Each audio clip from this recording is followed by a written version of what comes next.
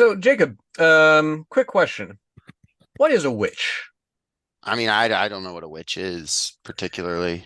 See, this interests me. So, if you don't know what a witch is, how do you know that you yourself are not one? I, I'm literally over here shaking, crying, throwing up. I have no way of knowing. I I mean, I I, I probably am. Come how to do you think think of I it. feel? I'm probably a witch. We this could be the first and only podcast that is witches for socialism. Well, the interesting thing is, one could pose the same question. I quite often, from critics, am accused of being woke, and I would ask them, "What does woke mean?" They never can define it, and then you have to ask them, "How do you know you, in fact, are not woke, sir?" Uh, Boom. Ben Shapiro proceeds to collapse into a puddle of tears. Cannot stand the fact that he may, in fact, be woke. Reactionary levels drop to 0%. Exactly. Owned.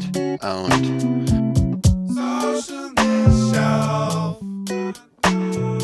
Be good, goods, and organize yourself. Socialist shelf.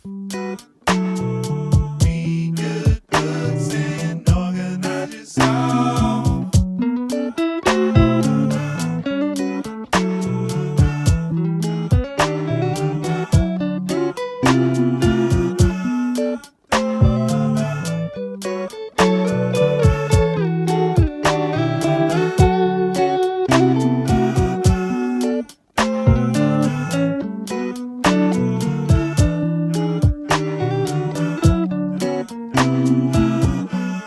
You're now listening to Socialist Shelf Radio.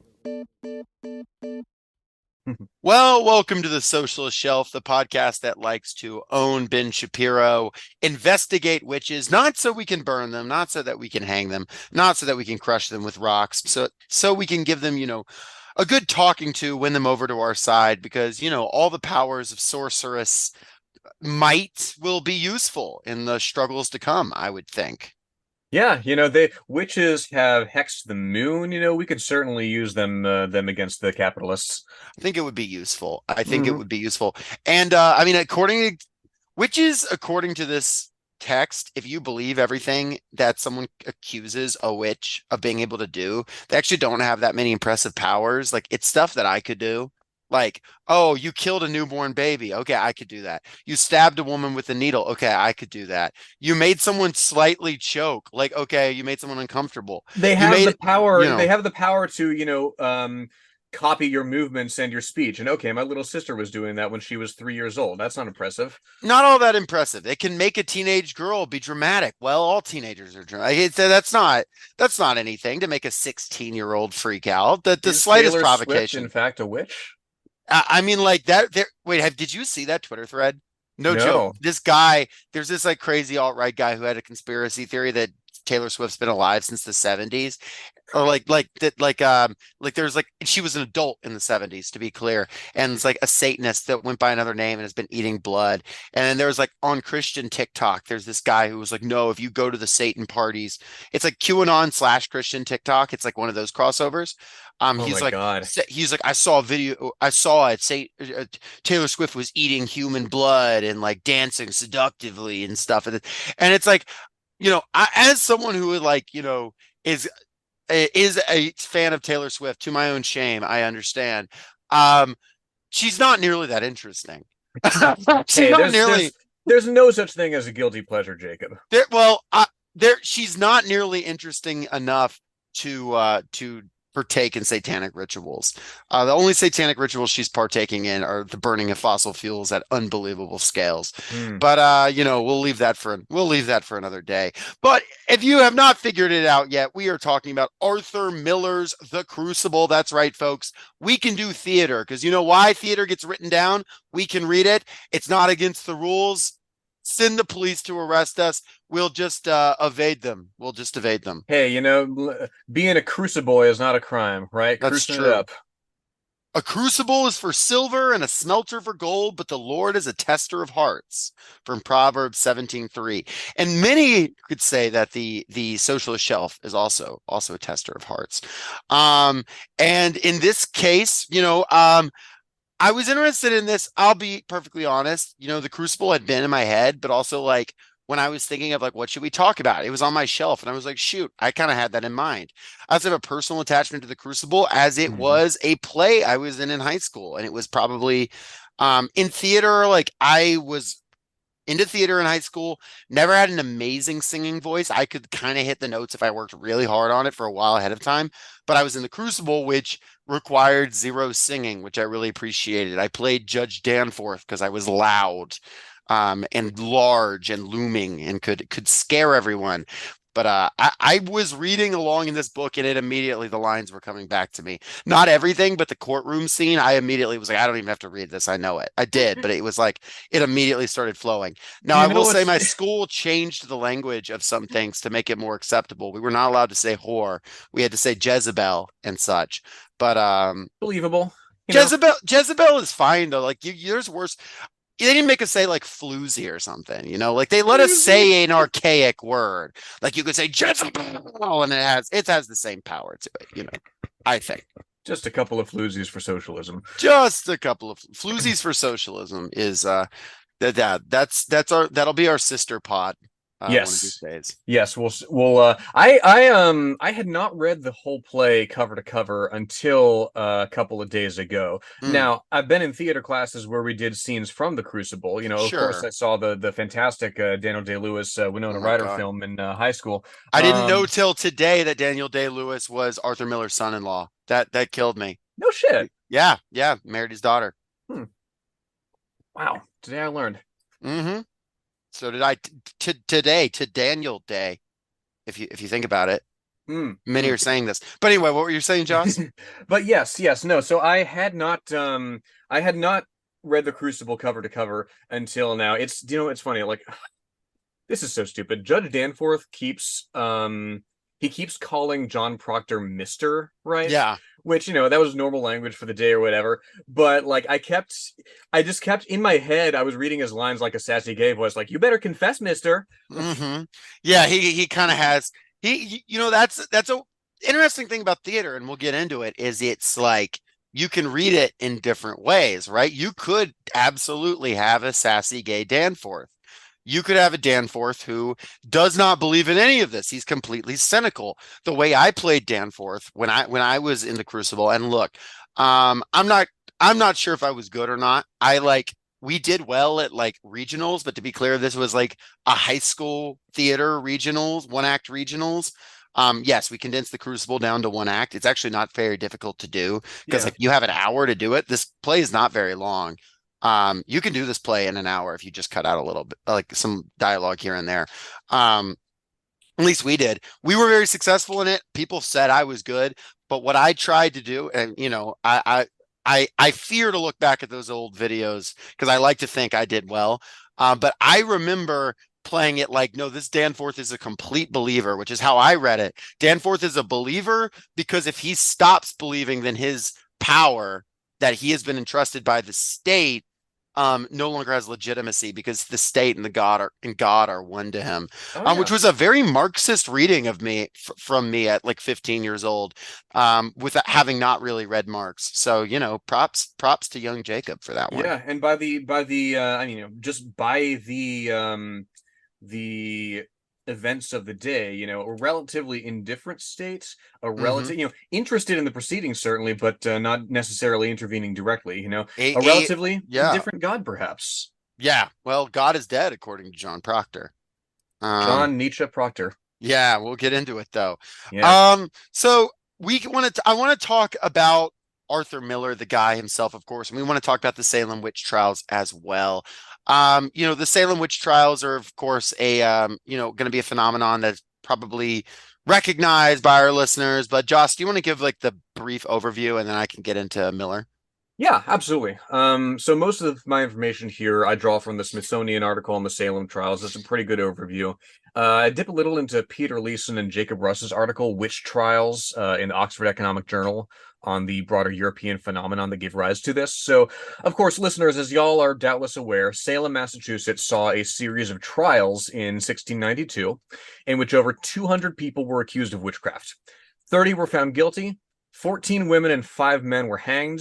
One man, notorious Giga Chad Giles Corey, was pressed to death by heavy stones. We'll Not get as into the big why as of the that. stones that were on him, but you know. I mean, there's always a bigger stone. Yeah, exactly. No, not bigger than Giles's, but you know. Mm-mm. At least 5 people died in prison. 2 dogs were also executed, notably for R.I.P. to the involvement with real witchcraft. ones. Yeah. Yeah. So this comes on the tail end of a phenomenon that had swept Europe from about the early 1400s to the late 1700s. 100,000 people, mostly women, were accused of witchcraft. Roughly half of them executed for it. The estimates go up and down depending on who you speak to. This is neither here nor there, but about 60% of those prosecutions came between 1560 and 1630, which is a period known as the Great Hunt. Mm, And more than half of those were within a 300-mile radius of Strasbourg, France. So that's most mhm. of southern Germany. Spain, Italy, Portugal mostly avoided witch trials. There were not many on Ireland. There were tons in Scotland because, in part, James VI was terrified of witches. Right. So Leeson and Russ identified this European phase of the phenomenon as, this was interesting to me, religious market share contestation. So, Mm, like, confessionally contested, like Catholic and Protestant parts of Europe, like Northeast France, Southern Germany, saw particularly violent witch hunts, right? Because Catholic authorities and various Protestant churches that sprang up, because there were many, wanted to consolidate their temporal authority. And one way to do that was to prove their ability to safeguard people against demonic influences. Leeson and Russ actually compare it directly to Democrats and Republicans fighting over battleground states, which I find mm. pretty funny. In the Are sense, Joss, it's almost like you're saying superstructure arises from the base, from the aha, economic conditions in which it's created. That's I would never have imagined. somebody should write something about that. Yeah, maybe. Hmm. But well, there were a whole host of reasons that would lead people to marry superstition with material ambition, right? Now, in Salem, of course, you do have that element, right? In the Mm, Crucible, as historically, you have Reverend Paris, Salem mm, Village's first ordained minister. He's seeking to burnish his reputation against accusations of greed. He has the pressure of being the first guy. mhm, On top of this, however, you have a whole lot going on. You have a war between England and France pushing refugees into the coastal New England. That puts a strain on the resources there.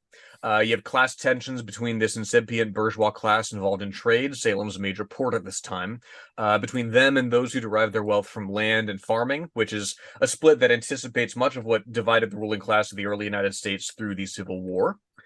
Scaling down to the more personal, right? You have medical ailments of an unknown nature causing miscarriages, sudden infant death, personal sorrow of all types. You even, and this is Arthur Miller's artistic liberty, you even have adultery and mhm. misguided infatuation, which draws people into this hysteria in ways that they cannot necessarily predict or control.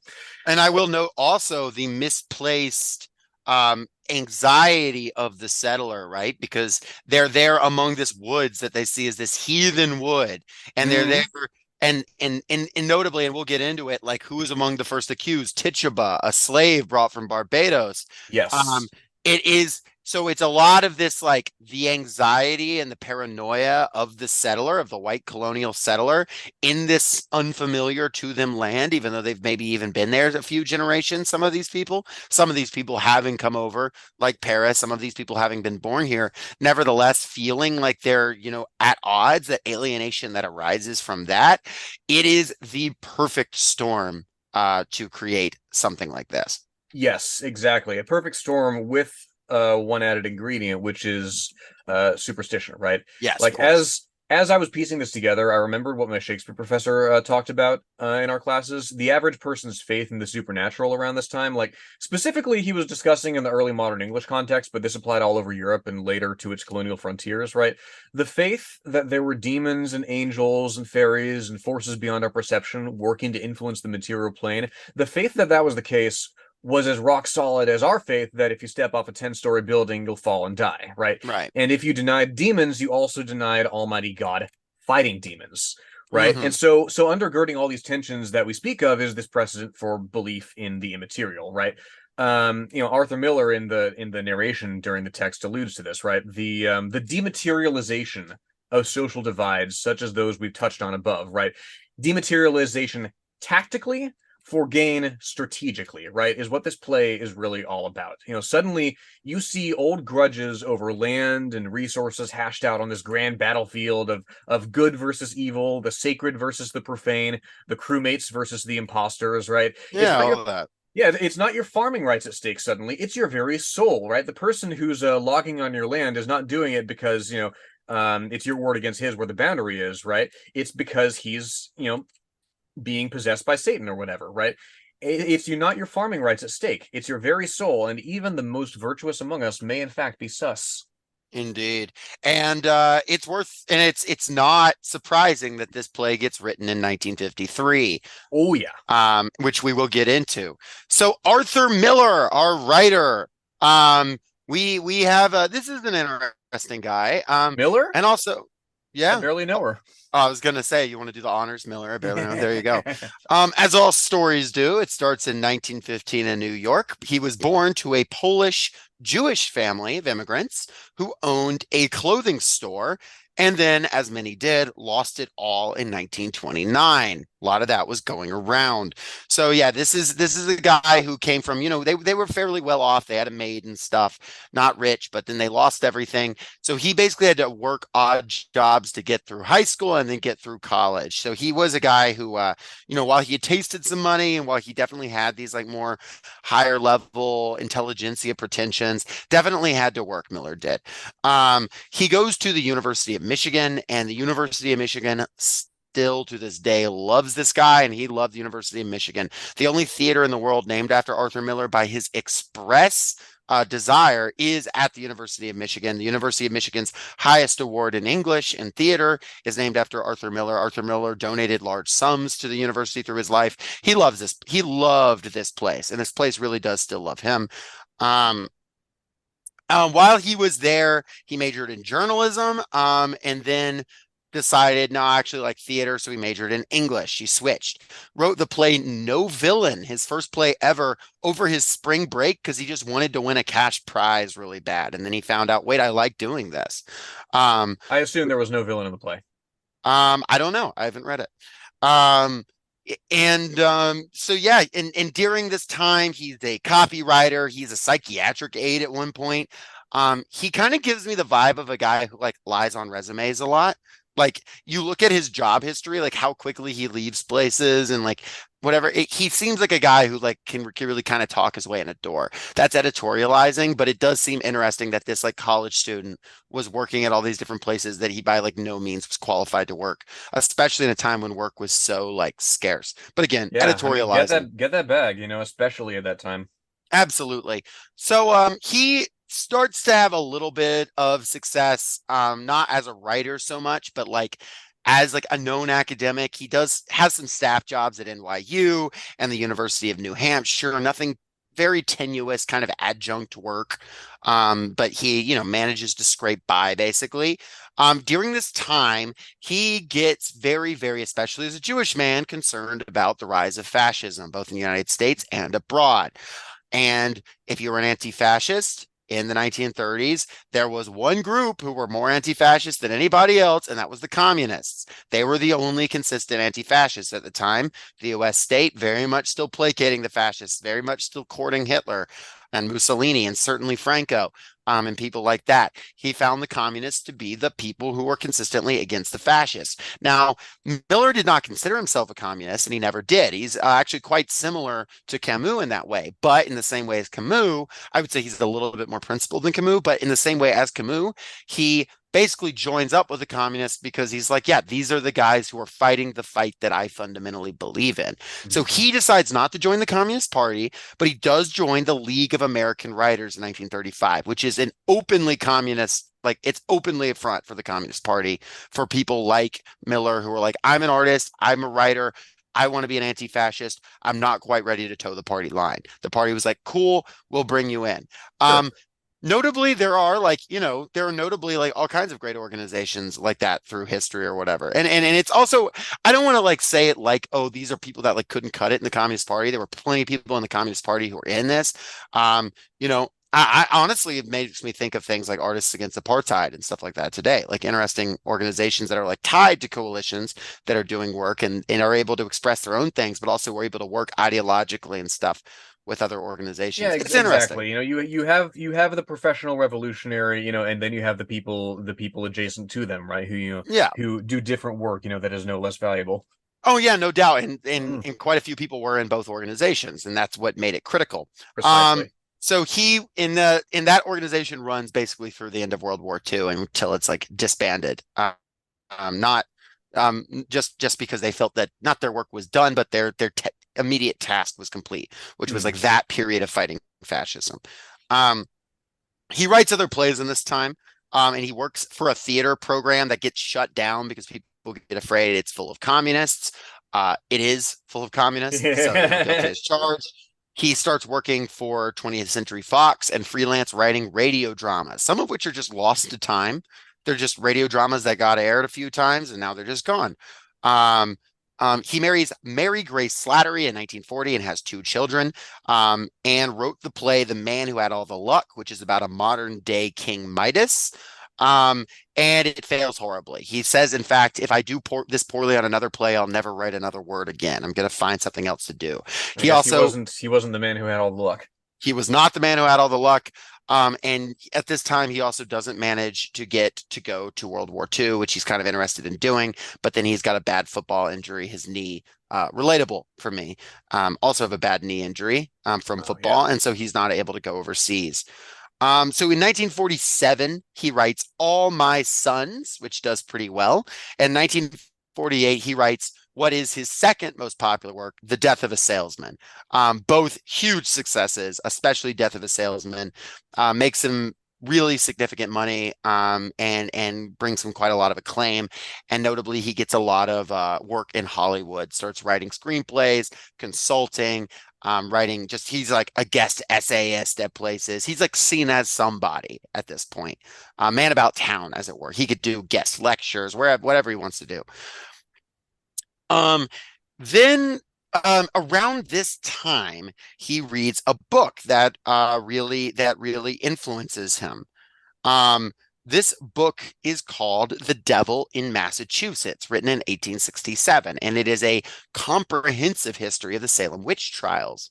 Um, and he reads this in 49, and then just a couple years later, a friend of his, Elia Kazan, director of A Streetcar Named Desire and East of Eden, which is James Dean's first film, goes before the House of Un-American Activities committees and just sells out like everybody he knows, Boo. essentially. Yeah, no, it sucks.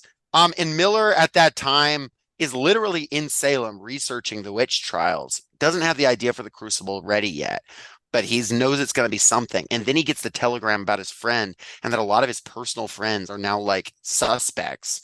And he's like, well, I know, he says, well, I know what I'm writing now. In fact, he sent Kazan a screenplay to like a play once that he wrote and sent it to Kazan. And Kazan said, do you want me to direct? And he says, no, this is a play. And it's a play about basically a guy who's trying to like ruin a union getting defeated. And Miller said, no, this is just what I think of stool pigeons like you. Fuck yeah. Mm. He so he then would around this time also he meets Miss Marilyn Monroe in 1951 and has an affair with her for a while, and they remain in contact. That will become important later. He does stay married through this. It's a secret affair by all accounts. At this point, he writes The Crucible. 1953, it premieres. And then on 1954, it's going to premiere in London, and he's getting on the plane to go, and he hears, sir, your passport has been revoked. Oh dear. And he has been summoned very shortly after to the House of Un-American Activities Committee. So, the play almost like being brought into existence in real time. But before we get into that, just to talk about The Crucible itself, the play was performed first at the Martin Beck Theater on Broadway, premiered on January 22nd, starring E.G. Marshall, Beatrice Straight, and Madeline Sherwood. And honestly, Miller was like pretty disappointed by its original release. The original director, Jed Harris, was a very classical director. He said he wanted this play to be almost mechanical. He would not let the actors look at each other when they performed. They had to look straight forward at all times, arms stuck. Like they wanted them to be like just straight delivery. It was a choice for him. How the Basically, hell yeah, do bad you idea. have a play as deeply rooted on like interpersonal relations as this, Mhm. like personal grudges, Yeah. personal, affairs, right? Family, and not have the fucking like. I mean, that's the soul of a play, right? That you get Yeah. tied up in other people in ways that lead you to compromise or not compromise your values and your vouch for people's character at incorrect times, like. Yeah, Jed And how do you Harris basically had this idea that it was like gonna let the work speak for itself, but it's just not. It wasn't the medium. Yeah, Miller was not particularly impressed. Neither were the critics. But then it gets actually another release by a lesser known, I forget who, but by a lesser known director. And it's emotional and dark, and it's his most successful play. It absolutely takes off. It would just a couple years later be adapted into a a French / East German collaborative film adapted by 2 weeks ago. We mentioned him, Jean-Paul let's go. Sartre. I always have trouble with his name. In this version, it is all the people who are accused are the like lower class people, basically, and it's like a class thing. I mean, essentially, yeah, that's what's going on. Yeah, in this, it's even more explicitly like class based in the play. And then it would later have some more film adaptations. We already mentioned the 1996 one with Daniel Day-Lewis and Winona Ryder. And the screenplay of that was adapted by Miller himself. He received Oscar nominations, widely regarded film, really good. Highly recommend the movie. And then also but yeah, the Crucible, we could talk about its legacy, but it's widely loved. One of my favorite things about it is that apparently it was very common as an act of protest that was technically legal to put on shows of the Crucible in Chile after Pinochet's coup, and things like that's been very common as a form of like of just barely legal protest. Basically, Well, maybe like they'll as a do that sign. in Argentina now. Maybe they will. Hmm. But let's talk about Miller. He is getting in trouble. He goes to get a new passport because he says surely there's been a problem, and he gets told he's been subpoenaed for 3 reasons. First, the Crucible. Second, his old communist ties. And third, because he was writing a movie called The Hook, and his boss told him change the gangsters to communists. And he said, no, that doesn't work in my plot. This is a mafia drama about a port and like infighting and like this union that's trying to fight back against these gangsters. And Robin Williams plays Peter Pan at one point. That would be amazing. Sorry. No. Imagine if that movie had communists. So he said no, and they were like, well, you're anti-American. This is also around the same time that he leaves his wife and marries Marilyn Monroe. And she goes with him to the House of Un-American Activities Committee. Their romance, by the way, lasts about a year. It's like a whirlwind, very emotional. What a year. Yeah, pretty extreme. And we can mention that in a second. But just to finish the HUAC story, he goes before them and he's told, oh, you won't have to sell anybody out. We just want to hear about your political doings. And what do you know? He is told for Congress, you have to tell us some names. And he says, quote, I could not use the name of another person and bring trouble on him, end quote, which is almost directly a quote from the Crucible. He contempt of Congress. He is fined significantly and is sentenced to prison. And he basically narrowly gets the sentence overturned by a sympathetic judge after a lot of public outcry. Really hurts his career for years, though. He does not have many successful theatrical releases for many years after this. His plays that do come out, they get boycotted by right-wing groups for the rest of his life. Even like well into the 90s, he was getting like attacked by like right-wingers and stuff like that. He took a very principled stand. It was very difficult. He did not sell anyone out. He was not a communist, but he was one of the few principled centrists who's like, I don't like communism and I don't like capitalism. When he said he was an enlightened centrist, he really did say, like, I don't stand for either of these things. he was like pretty loud critic of the Soviet Union and stuff like that. But he's like that. He said, I still don't think people should go to prison for supporting it because I believe people should be able to do what they want. And he also said, he has a quote where he says, capitalism also doesn't get to talk. They produced Nazi Germany and fascist Italy. So like, I don't think capitalism is any better. I mean, he definitely had some like reductive opinions and incorrect opinions. Some of that just influenced by the information he was presented at the time. Oh, yeah. But yeah, I mean, so much of he so was much of what principled, we though. so much of what we understand historically about the Soviet Union, at least in particular, pre-World War II, comes from I hesitate to even call it scholarship, but it comes from scholarship from the Nazis, right? And from a deliberate like hatchet job by Franz Halter that we won't get into here. But yeah, it is something that's been unpacked over decades, But quite apart from that, yeah, Arthur Miller is somebody who, within the sphere of information that he had access to, knew injustice when he saw it and wasn't afraid to call it out on his, on what was nominally his side. In fact, he's like he travels to China and puts on productions of Death of a Salesman there and stuff like that. Like Oh yeah, that he was really refuses. big in Beijing, wasn't it? Oh yeah, and he refuses to like really there were some showings of the Crucible where people thought it was like commentary on the Cultural Revolution, and he was like, I'm sorry. He was like, sorry to tell you, wrote this thing in the 50s. But anyway, kind of interesting. But want to note about Monroe, she converts to Judaism for him. She has a weird quote where she's like, I identify with the Jews because they're always oppressed, like me or something, something along those lines. Very strange. She kind of gets it to like, she's like, maybe I'll just become a housewife and leave Hollywood. At this time, she is addicted to pills. There was a narrative for a while that Miller got her addicted to painkillers. That's not accurate. By Arthur all Pillar. accounts. Arthur Pillar, terrible. Sorry. Yeah, by all accounts, that doesn't seem to be accurate. There is a lot of details about their relationship that are foggy, and like he wrote an autobiography, and some people are like, well, that's not a great source, but like people around them said like they had a good relationship even after the divorce. They basically had like sort of an informal divorce where they just separated.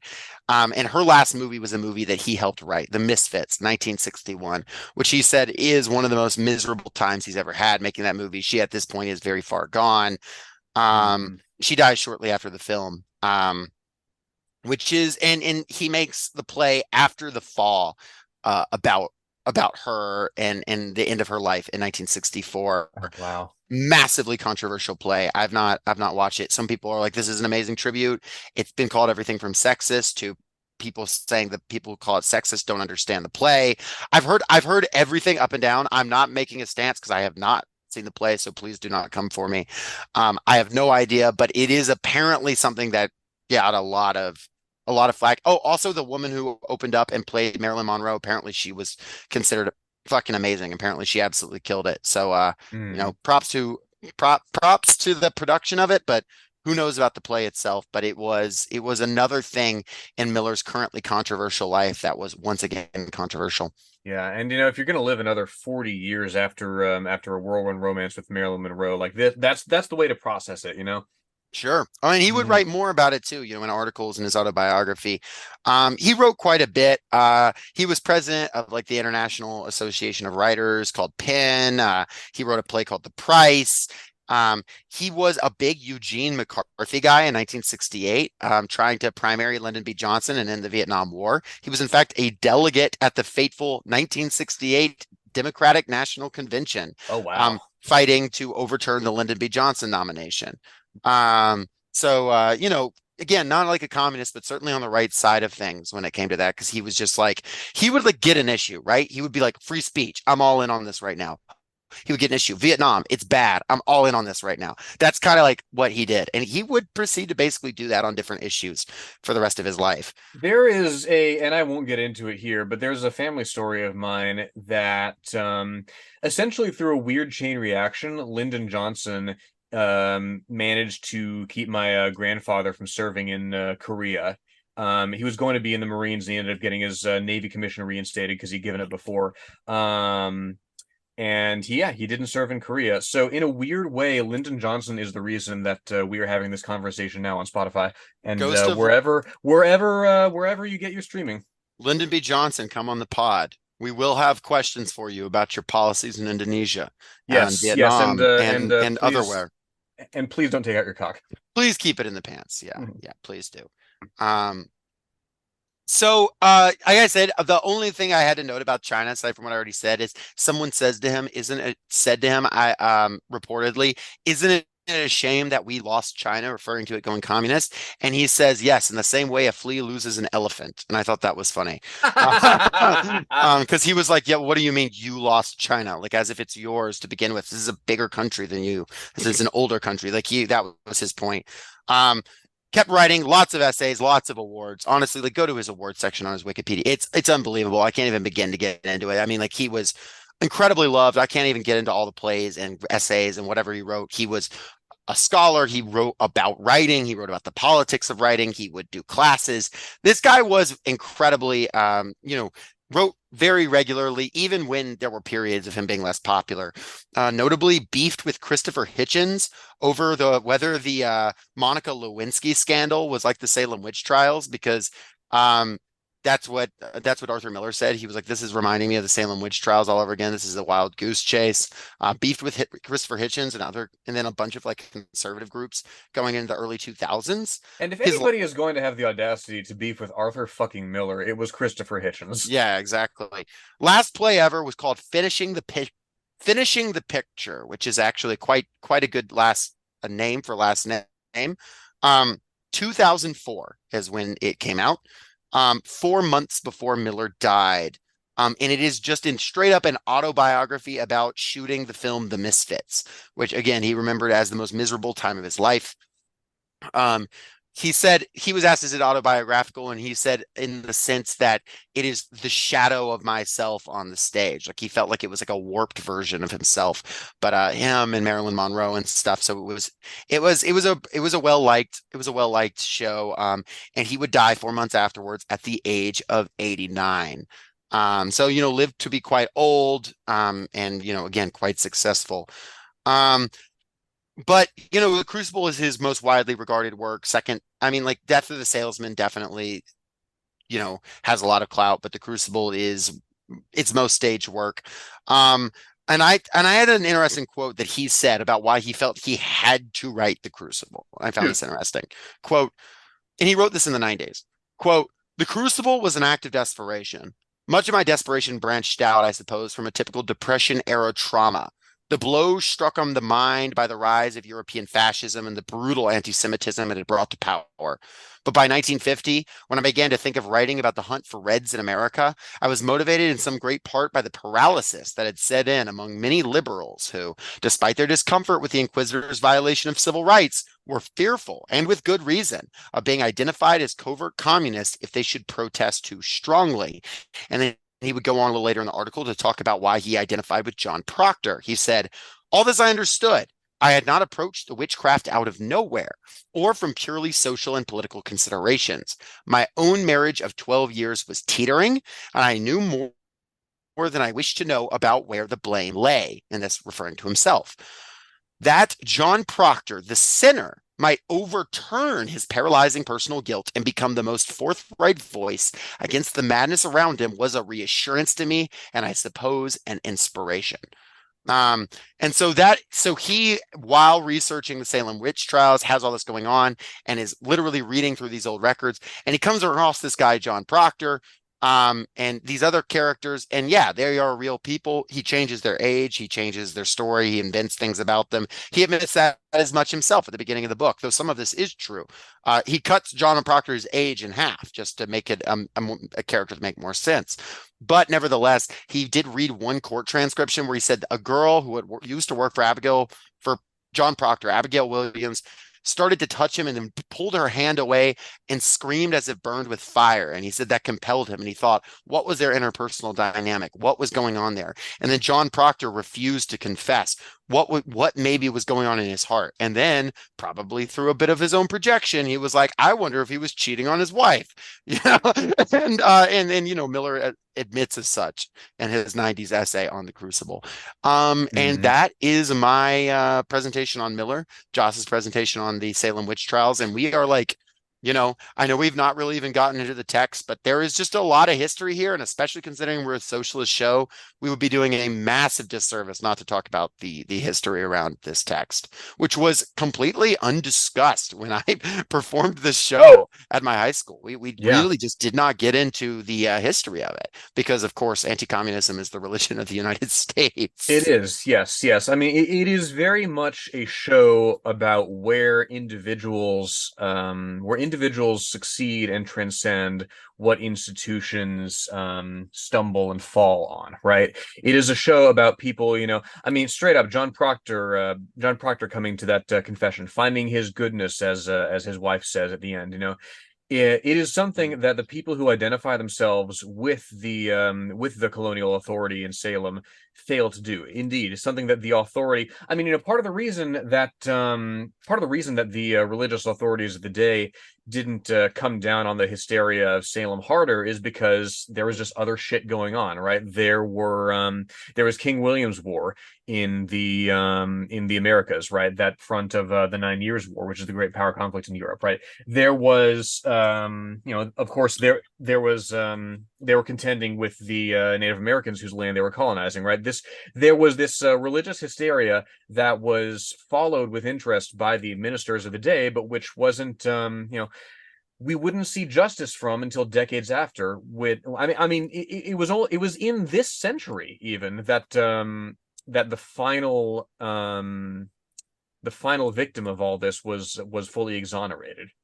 Yeah, absolutely. Yeah. So the play is, I mean, in this copy that we're reading, this publication that we're reading was very popular to read as well, because not only is there, obviously your just classic play, character says the line, there is quite a bit of like very detailed stage direction, and then there is just summary and analysis written in by Miller all around it. Like he just will describe Reverend Paris in detail, say things like, at the time of these events, Paris was in his middle 40s. In history, he cut a villainous path, and on and on and on. He'll go on for paragraphs.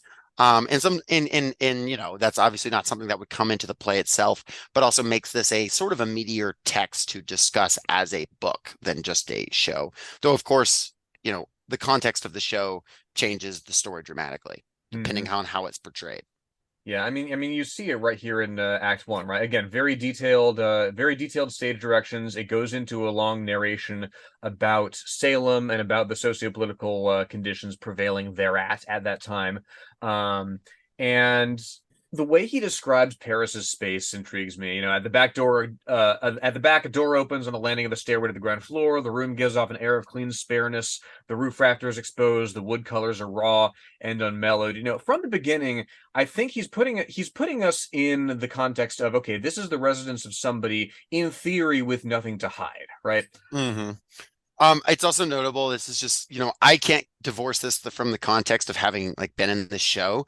The guy we had play Reverend Paris was almost 6'10" and thin as a whip, built like Jack Skellington. And so he literally like hunched over and kind of walked around and had these big clothes hanging off of him. And it's a phenomenal. I mean, I wouldn't want to see Paris any other way, because What's this? There's witches in the town. What's this? Yeah. What's this? We're tearing people down. Sorry. He literally played Fagin in their production of Oliver the year before. Like he's that type of character. He would go on to play Monsieur Thénardier in Les Mis. Very much that kind of guy. Wow. And he didn't play Paris exactly the same way, but Paris is this guy who is this. I mean, he's a minister, but he is an educated minister. He went to Harvard, and he's going to tell you about it. But he also spent time doing trading of some sort. He didn't say what, in Barbados. Mm-hmm. Hard to imagine any of that was ethical, especially because he brought a slave back with him, Tituba, a slave woman from Barbados who lives in Salem. And, he's this controversial minister at the center of the town. Controversial. Why? Because he's always demanding more money. He demanded the deed to like the church and the house he stays in. He is interested in property, not God. So like from the beginning, this obsession with property and rights and material is going to spark this conspiracy. It's that constant it's the infringement indeed of the sacred on the profane, right? And profane not even in the sense of, oh, this is a swear, right? But profane in the sense of the temporal, in the sense of the non-religious, right? And it's okay, here's this up and coming religious authority that is accruing to himself something of the material, right? Something, again, private property, right? With which he can act politically. Absolutely. But at the show opens with Paris alongside his daughter Betty. And Betty has been struck by some illness, supposedly. And this is after Paris went out into the woods and caught her and some other girls dancing out in the woods with Tituba and with Paris's niece, who also lives with him, Abigail Williams. And at that point, Betty collapses, and they had it looked like they were doing some kind of ritual, at least to Paris. And I mean, a point is made by Miller, even in the book, is saying, yeah, maybe Tituba was doing some kind of like, from her people, what would be seen as witchcraft by these Christians.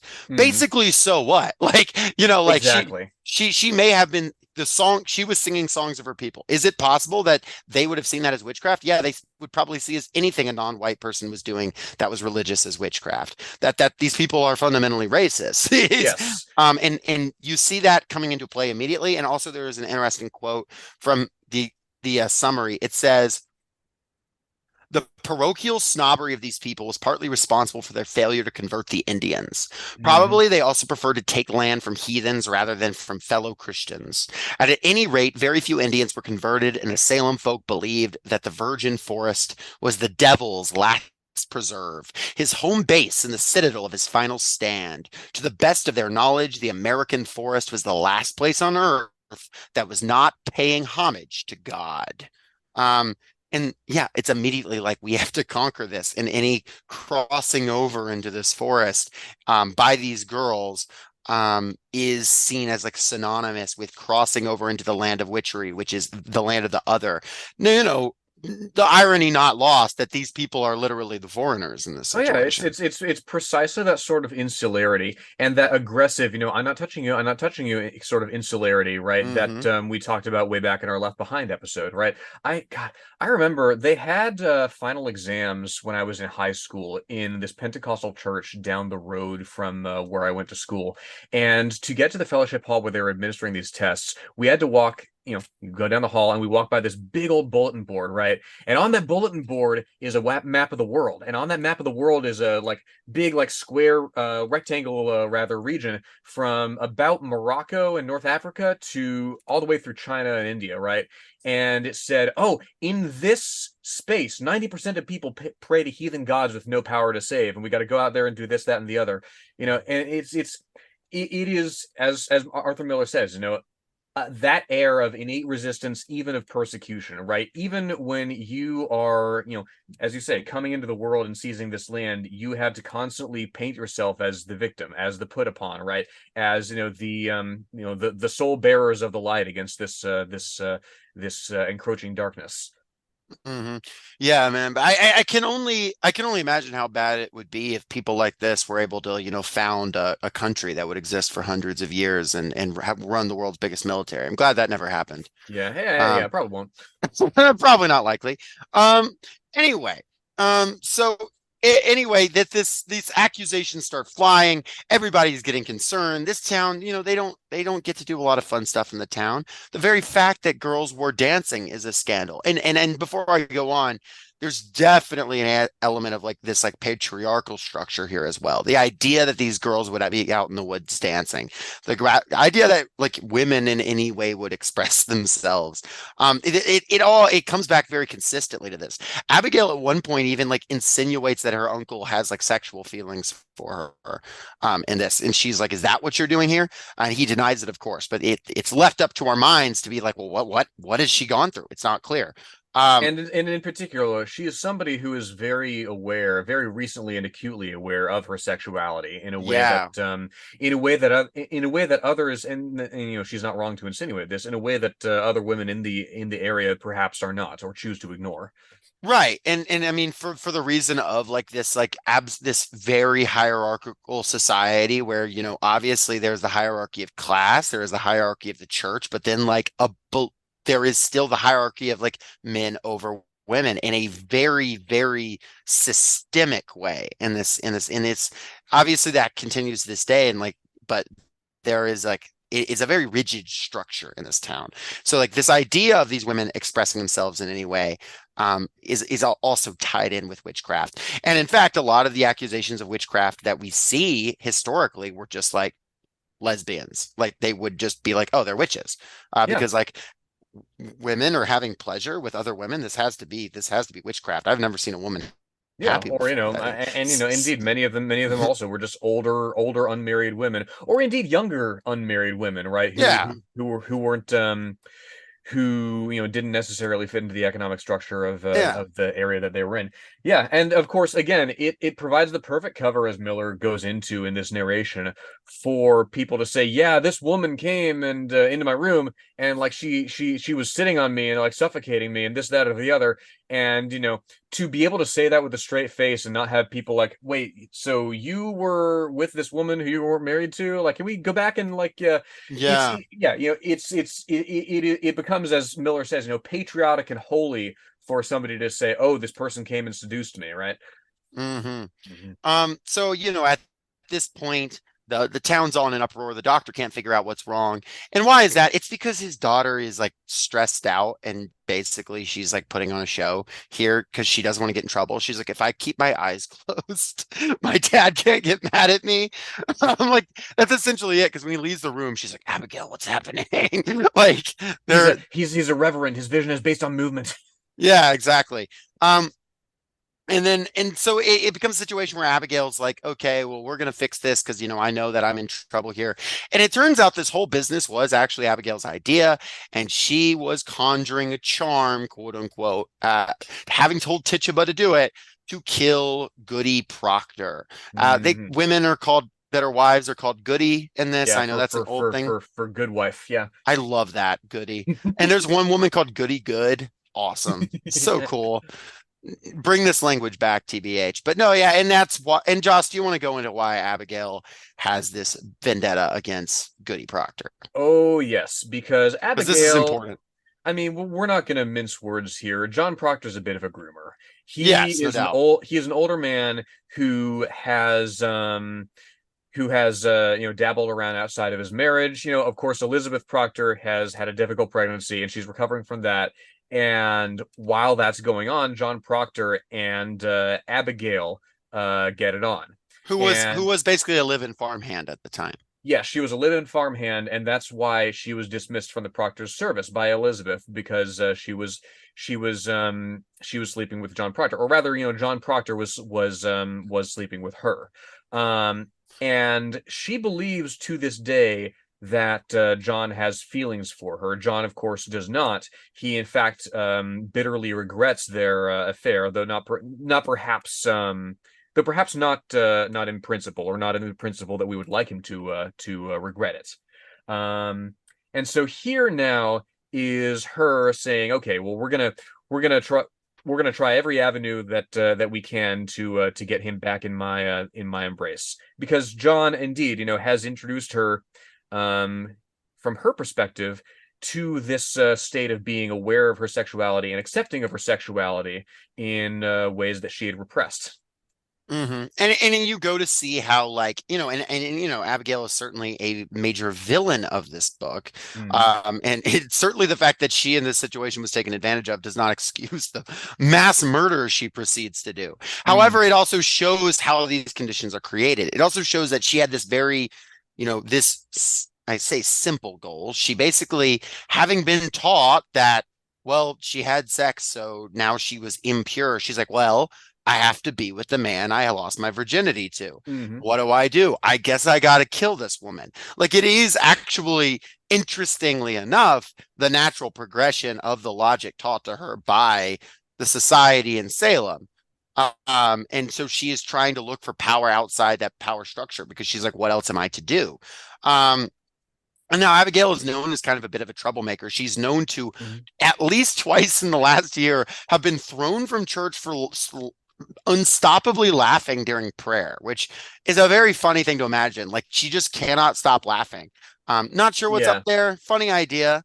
Yeah, and again, it's a society where like they didn't celebrate Christmas, right? They didn't Mhm. dance, right? There's all this, these are the weird Christians that the weird Christians in Britain thought were too weird.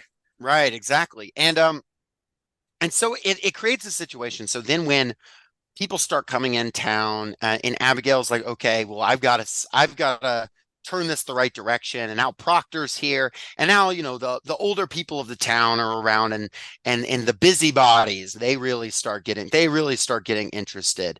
Notably, notably, it's like Thomas Putnam, like a guy who's like well off, but is insecure about his status, and people like Mhm. that. His brother-in-law was turned down as a minister of Salem in favor of Paris, so he has a Mhm. vendetta there.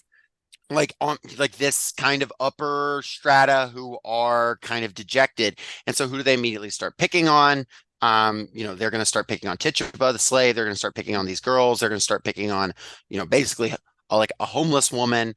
But because of this situation of this insanity, and because they're saying in this girl's ear, did you see witches? Did you see witches? Was there witchcraft? Who did you see? Where was the Satanism? Where, whatever, insisting on it. And because it's like, okay, I'm going to get out of trouble in the way that one lie turns into another lie, the classic Fib from Outer Space Larry Boy episode.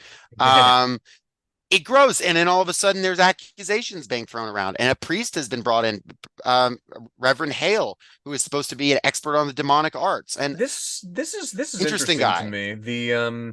So right as we're getting into the grievances that these people have with each other, right? What do we learn about Putnam's wife Anne, right? We learn that she is mother to 7 children that she's like miscarried, or like they have suddenly died in infancy, right? Hmm. And she's like, well, Tituba knows how to speak to the dead, right? She has this like Barbados magic, and so she wants, and so that's the thing. She wants, was it? I don't quite recall. Did she want one of her kids to talk to Tituba about this? Yeah. No, Yeah. she sent her only living daughter to Tituba to talk to her. Yes, because this is a person who has the power to speak to the dead, which is interesting to me, right? Because nominally, yes, that's like of the devil or whatever, but it's somebody who feels okay, like I'm desperate enough that I can go to this and defend myself to a priest about it, right? It's somebody who arrogates to herself the right within this context to redefine what's sacred and what's profane. Yes.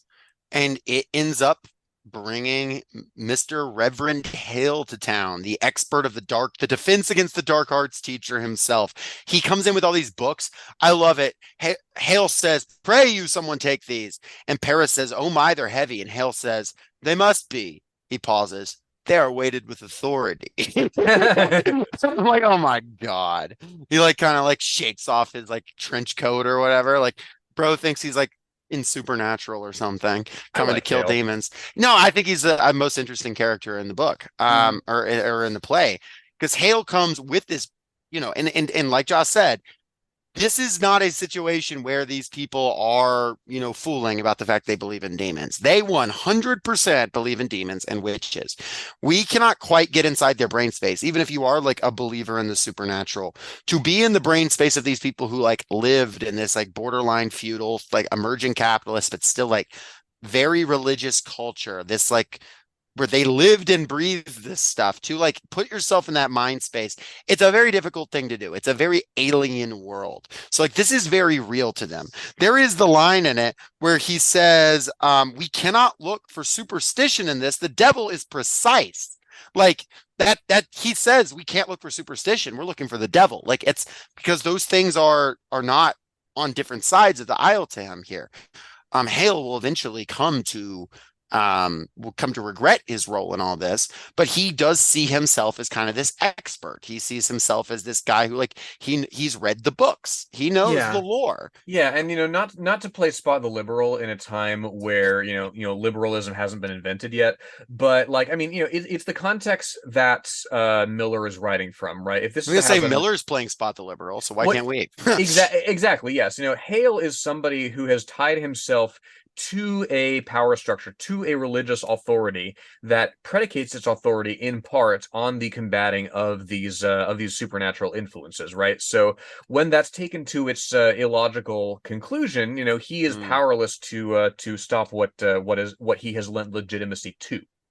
Because mm, he himself does leave open the possibility of salvation for Tituba and them. He himself doesn't really get into the thought terminating aspect of all these accusations. mm. Um, just another thing, like Hale is described on page 37, at least in my book, as with a tasty love of intellectual pursuit, he delivers his lines.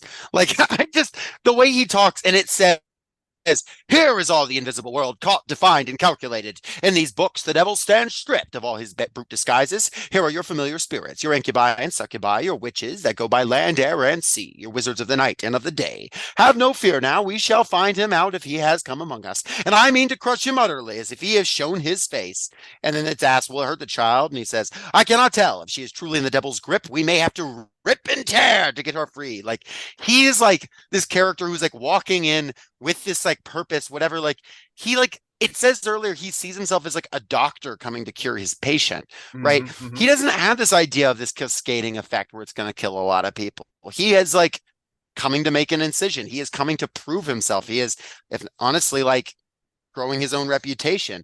And it also makes it's, and he also is the one who plants in the mind of this girl from the beginning. He's saying, does someone afflict you? Do you think maybe it's a man, or is it an animal, or is it a, and he's like feeding her ideas. Like, and Hmm. that's like the nature of like, people that manipulate other people. Like, if you want to give somebody a false memory, that's a classic thing, like on police reports. Like Oh when yeah. police want to plant like guilt in someone, it's like, did the guy look like this? And to a traumatized person or a scared person, it can be very easy for them to say, yes, memory is a fickle thing. We've all done that to ourselves before, probably. Oh yeah. And much less to this like child with this figure of authority speaking to her. Oh yeah, yeah, no, like it's whence the confessions in court, whence the confessions under this or that kind of duress, whether it's prison conditions or just being surrounded by people who are yelling at you, as indeed Betty is later in this scene when she has that fit. Mm. And then, of course, the big accusation against Tituba, Abigail realizes, okay, I got to go all in on this, and so she does this whole like she comes to me at night and makes me conjure blood, and then Right, because Tituba's, you know, initially Abigail is keeping while all the adults are out of the room, right? Abigail's keeping the others in line. Like, listen, this is all Tituba's fault. We didn't do anything. mhm. Yeah, some of the other girls will like Mary and stuff like that will like kind of convince themselves that it's real. A- Hmm. Abigail is, I think. You are supposed to never at any point believe Abigail has bought into any of this. Abigail is Hmm. completely cynical. She is actually one of maybe the only character in this, aside from like John Proctor, who is like, witches are bullshit Yeah. completely. I do not believe Hmm. in them at all. They like her and John Proctor for on different sides of the aisle here. But Yeah, which again, you feel for her, because she has in that tragic sort of way, she has this enlightenment of her own value, like as a person, like she's not only cast out of Elizabeth's home, right, but nobody else is taking her into their service. It's not entirely clear why, but she says, look, they want slaves, not such as I, right? And we can get into, we don't have to get into the divide between what work is worth, what she thinks is worth her versus what she thinks is worth a slave in terms of work, right? But mhm, she's somebody who who thinks, wait a minute, I have value and I am not letting that go. absolutely. Mhm. And then so of course Tituba just is like, well, I'm gonna I'm gonna live. I'm not dying for these people. Mhm. And why should she? So she basically tells a story of what happened. And it's unclear. You don't get inside the head of Tituba here, whether she is being completely cynical or whether she is taken up in the hysteria ultimately. And that's the fun thing about a play, right? A director could go either way. They could say Tituba is actually brilliant and she knows how to stay alive. Or you could Mhm. say Tituba is a woman who is a very traumatized woman who can be swayed very easily. You could play it either way. Mhm. Like you could play very many characters in this. You could go on and play a Danforth that doesn't believe in this and all, a Hawthorne that doesn't believe this and all. You could play a Proctor who is actually scared of the witches. You can do all in saying, "Oh, I don't believe," but that's the fun thing about a play, and then that's why it has these different interpretations, which is why we're also in hot in on dangerous grounds, doing our own interpretation at all here.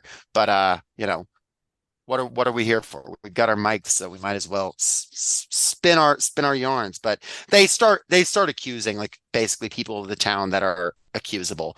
The lower strata, a homeless woman, Mhm. a woman known to be a drinker and a scoundrel. These people they start throwing out. So like who were the first people accused?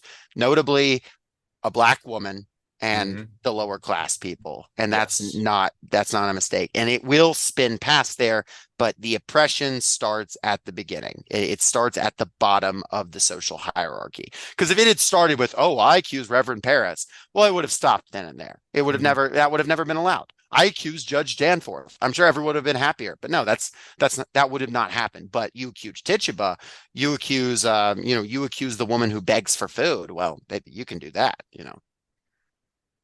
And that's the end of Act One. The curtain falls. And Yes, we the curtain falls and it rises on Act Two. Yeah, the dynamic of Elizabeth and Proctor. Elizabeth being yes. Proctor's wife. Um, and what do we think like of Proctor as a guy? Like what are your opinions on Proctor? Because it's very clear how much that Miller is like identifying with Proctor, and he makes no pretensions about that himself. Oh yeah, yeah. I mean, Proctor is. I mean, he's a salt of the earth kind of guy, right? He Hmm. says, we vote by name, Mr. Putnam. Not by acreage, right? It's Yeah. it's the measure of a man is his actions, right, and his character, right? Not any sort of economic or marker of wealth or prosperity, right? Hmm. He is, by all accounts, an honest man, and yet he is a liar. He is an adulterer. He has these base passions that he indulged when he, introduced a 17-year-old girl to sex, right? Yeah. But that's the thing, right? It's John Proctor is not supposed to be a perfect man. He's supposed to be somebody with principles who in various situations for various reasons compromises them. Hmm. Um, and that's the thing, right? Such a person sometimes runs afoul of much deeper, much more dangerous institutional rot. And what does he do with that? Yeah, exactly. And I mean, like it's notably, this is a guy who helped hang the the church, like the current frame, build the current frame of the church. Yes. This is a guy who is, but this is also a guy who, if he's mad at the pastor, is completely willing to just not go to church. This Oh is a yeah, guy who is living in this society, but he doesn't quite know all his commandments, but he tends to follow. It is actually kind of exactly. funny. He forgets the thou shalt not commit adultery when he's trying to Yeah, remember his commandments. he knows the other nine, and then he's like, oh yeah, well, my wife and I know our commandments like between us, like all Mm. of them. But And yeah, they've seen it's him and his wife have kind of a like when you see them at first, you have kind of a nice dynamic. Like they have to at least a little bit of an extent resolved some of the tension, not completely, but mhm. like this is not a fresh wound. There's some coldness, but they're still like, oh, well, how was your day? Oh, we're gonna get some flowers in the house. Well, how are the kids? Well, they're like kind of they're not completely at each other's throats, but there is this unresolved wound, and Proctor feels judged by his wife, who is by all accounts like a perfect woman. Yeah, And you know, which is an interesting thing. But of course, Proctor will kind of realize later, like his own confession. He'll have to confess that because he knows he's sinned, and he'll say, "Oh, I know I've sinned." But he's being, interestingly enough, committing the sin of self-righteousness in confessing his sin to his wife. yes. And it yes, is only when he can abandon that self-righteousness that he can actually find that redemption. yeah, and he does still have, because I don't think Abigail's entirely wrong about his affection for her, right? I mean, No, yeah. he does have that unresolved stuff to work out about her, because at first he's not willing to accuse her of fraud. Like, he's not willing to accuse her of weaponizing these accusations of witchcraft. Even though that is very abundantly clearly what she is doing. He's very defensive about it too, right? I've gone tiptoe in this house all 7 months since she's gone. I've not moved from there to here without, I think, to please you, and still an everlasting funeral marches round your heart. Well, I mean, of course it does. You have, coming on 3 kids with this woman, and yet you betray her trust in that way. She's going to have some lingering sort of resentment. This is another place where I kind of want to draw attention to the fact that depending on the dynamic presented in a stage production, proctors can be more or less guilty, right? Proctor can be a guy who is genuinely like very contrite, like a very much like the preacher from like the Scarlet Letter type of character who's like literally bent under the weight of his sins, this burned into his chest. Or he can be a guy who's like, fuck it, whatever, and it doesn't get contrite till later. In the production like that I did in high school, like they literally had Abigail kiss Proctor when he first came on stage the first time when they were alone, and Proctor only pulls away from it after like a second and a half. Like he's definitely in it for a second. You could do that. You could have him like immediately reject that. There's different ways of doing it, and there's not a right or wrong, but it is like, regardless, Proctor has this guilt. He knows what he's done is wrong, and he is a man who is by all accounts perfect. Aside from that, in a society where nothing less than perfection is expected of you. And also it is expected of you to just lie or hide it if you are not perfect. You are expected to put on a perfect face. If you are a drinker, you deny being a drinker. If you have sex outside of marriage, you deny doing that. You repress, you blame, or as we'll see in this, you blame someone else to devastate. And it ends up that Abigail's sort of vendetta against Goody Proctor now coming to fruition as she has accused Goody Proctor of witchcraft, and even done this thing with their now servant or maid or whatever you want to call her. Mary has planted knitted a puppet, a little doll for Goody Proctor as a gift, and Abigail has accused her of using it for witchcraft. It's like this plan that she made. She even stabbed herself with a needle and said, "Oh, I've been stabbed by the puppet." And at this point, Reverend Hale is there, and that's where Reverend Hale starts to be like, well, seems a little weird. This seems like a good family. And this is where like the real controversy begins, and Elizabeth gets taken away. And at this point, Proctor's like, okay, I'm going to have to confront the court. I have no choice. Yes, because by this time there have been many more people taken in. There are there's the 14 people that are set to hang. Like and yeah, Proctor calls very, very correctly. Despite his failings, he sees through the various miscarriages of justice going on, right? Hale says, I have myself examined Tituba, and numerous others that have confessed to dealing with the devil. They've confessed it. And Proctor says correctly, why not if they must hang for denying it? There are them that will swear to anything before they'll hang. Have you never thought of that? And it gives Hale pause. Because genuinely he, he's thought of it, but he's caught up in this, right? He's caught up in this carrying out of his authority that requires him to do something that's fundamentally immaterial. It is also here where you find out that basically the most perfect woman in the town, Rebecca Nurse, has been charged as well, which is important because it's like, if anyone can be charged, it should not be able to be charged. It's Rebecca Nurse on the grounds of morality. But she can be. People are being charged for their land. People are being charged for petty vendettas. And obviously, in this case, for basically to settle like a sexual and romantic score. And at this point, Proctor's putting together a team, because he's got Giles Corey and Francis Nurse, the husbands of whose wives were taken away as well. And he's like, all right, three of us, we're going in. I love Giles Corey because he's been in and out of court, he says, like 30 times. And so he knows all the procedure, right? He knows all the language, right? And he can argue from sun up to sundown. he's like a professional, like sues you for like insurance money guy, like set back in his days. And he's like won like every case. He in fact tells Judge Danforth, yeah, your father actually gave me some money back in the day when I won a case, when I got like, something to do with a horse or whatever. Mhm. And he's like, did he tell you? And Danforth was like, no, why would he? Um, but Yeah. it is interesting. Yeah, he and like all this, but as we'll see, all the strength of Giles's expertise with the court, of Giles's personal belligerence that brings him up to this moment. I mean, ultimately, it pales before Proctor's own shortcomings that he hasn't overcome yet. I mean, Hale asked him straight up, okay, like you have this suspicion on Abigail and on her testimony, on the testimony of people who confessed to witchcraft. You know, prove it, right? Was there murder done, perhaps, and never brought to light? Abomination, some secret blasphemy that sinks to heaven?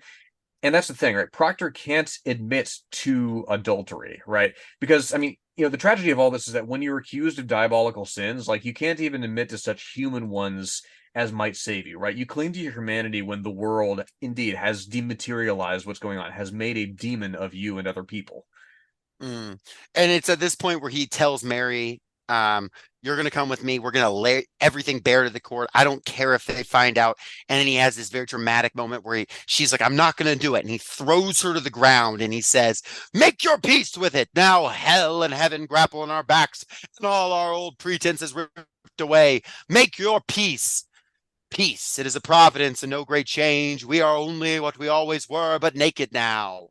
I naked, and the wind, God's icy wind will blow, and then the curtain falls. You gotta have this moment of Proctor, like, I mean, this borderline like Shakespearean, like he's got his fists clenched, like he's going to go confront the court.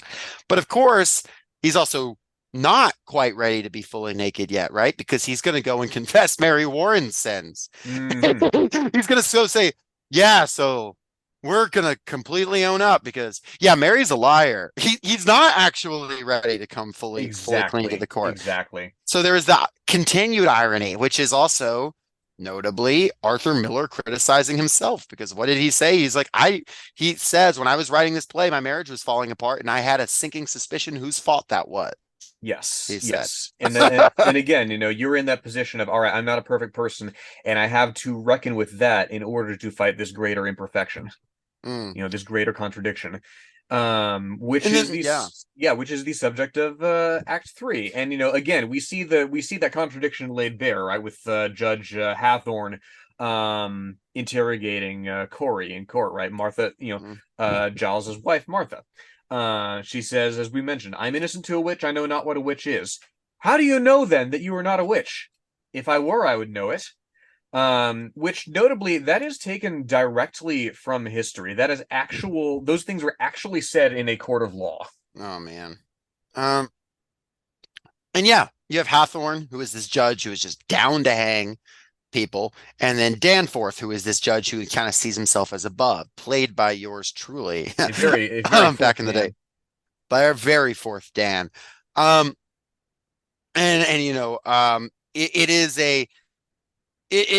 is this courtroom scene is kind of the big, I mean, like it's the whole thing it's very quick, but this courtroom scene is this apocalyptic confrontation. It keeps building and building and building. Mm-hmm. You have this moments of accusation being thrown around, and then Giles Corey is brought under arrest, and Proctor bringing forth his deposition. And this is the part of the play that, like, when I was reading it back over, I remembered almost every line of. Like, I remembered this part so well. Because, like, we had this big set and I was sitting up at the top of it and looking down over the courtroom. Like, this is the part of the play that also people think of the most. It's the Crucible. It's this intense trial. I love Giles just sticking it to the judges regardless of their, you're not a Boston judge yet, Hathorne. You'll not call me daft. Yeah, exactly right. And I also love, I mean, it's a point where, the the double standards are most evident, right? Because again, Giles, we didn't mention this, but it's partly Giles's fault that that Oh Martha's on yeah. trial, right? Because he said, yeah, she's literate, right? She reads these weird books, of one or another type. He doesn't really get into the specifics of what she's reading, but she's a woman who's interested in esoteric knowledge of one stripe or another. Perhaps she's, I mean, the thesis that the witch hunts were directed largely against like healers and like clever women is not really true. Most of the victims weren't traditional herbalists of one type or another, but perhaps Martha was one such person, right? But Mm. here, right, Giles is saying, look, you're going to hang my wife on false pretenses, and like, I have hard evidence for my wife's defense, to which Danforth responds, then let him submit his evidence in proper affidavit. This in a court which is admitting, spiritual spectral hearsay. Mm. And yeah, in their and it brings, I mean, and it gets even more intense because Proctor and these guys, they had like gotten a bunch of people in town to support them and sign a petition, and he's like, all right, arrest everybody who signed the petition. um you know the makes me think of the petition of the 2000 from Revenge of the Sith. Very similar, but it's the petition of the 92 in this Oh yeah. case. Yeah, um and unfortunately, Giles Corey is not going to go and build a resistance on Alderaan. no, he is not. He is going to get crushed by rocks. And if we didn't mention it already, he is the only guy who is not able to be convicted properly because he will not say, yes, I did it, which is tantamount to guilt. And he will not say no, because that is tantamount to guilt. He will not deny or confess. So he will eventually be crushed by rocks that are trying to get him to confess. And his last words are more weight. Yes.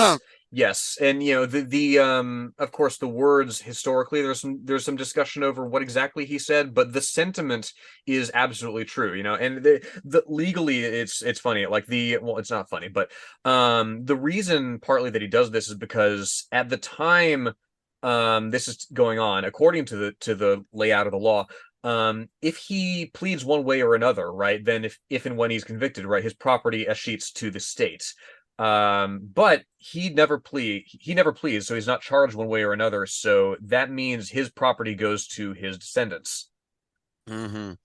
But yeah, this courtroom scene, really builds as Danforth's like, okay, I'm going to consider your deposition. I'm bringing out Abigail and her girls, and they Yeah, come a out, and deposition of like 91 people swearing to the good character of Mhm. his wife.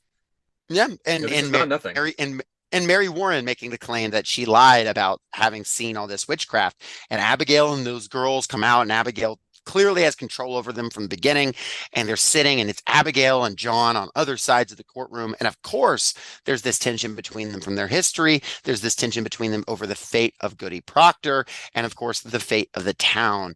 And this is, and again, I just keep bringing in my own experience here, but this is the scene that like the blocking of it, we like endlessly debated exactly how we wanted everyone in the room. Where were people walking? Mhm. How were people supposed to move? And there's like this whole bit on what was on mine, page 95, that this like monologue that because we kept messing up the blocking, I had to keep saying this monologue over and over and over again, even though like it's not the most important monologue in the play. It's just a paragraph where a lot of people are moving around. So for old time's sake, I am going to read it. Yeah. Sit you down, children. And it says silently they sit. And at this point, people are being, because like Giles and them are being taken out, and there's all that's happening. So hence the problems. Your friend, Mary Warren, has given us a deposition in which she swears that she never saw familiar spirits, apparitions, nor any manifest of the devil. She claims as well that none of you have seen these things either. Now, children, this is a court of law. The law based upon the Bible, and the Bible writ by Almighty God. Forbid the practice of witchcraft and describe death as the penalty thereof. But likewise, children, the law and Bible damn all bearers of false witness. Now then, it does not escape me that this deposition may be devised to blind us. It may well be that Mary Warren has been conquered by Satan, who sends her here to distract our sacred purpose. If so, her neck will break for it.